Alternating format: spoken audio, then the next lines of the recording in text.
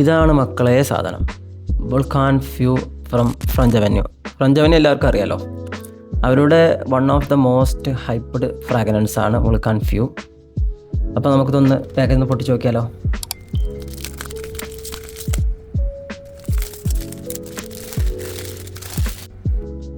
കിഡിലൻ പാക്കേജിങ്, എന്താ അതിൻ്റെ ഒരു ഭംഗി.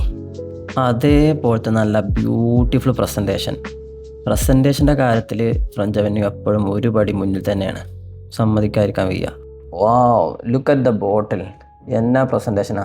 ഓൺ ക്രിയേഷന് പുറമെ ടോപ്പ് ക്വാളിറ്റിയിൽ ആൾട്ടർനേറ്റീവ് പെർഫ്യൂംസ് ഉണ്ടാക്കുന്ന കാര്യത്തിൽ ഫ്രഞ്ച് അവന്യൂ ഒരു പടി മുന്നിൽ തന്നെയാണ്.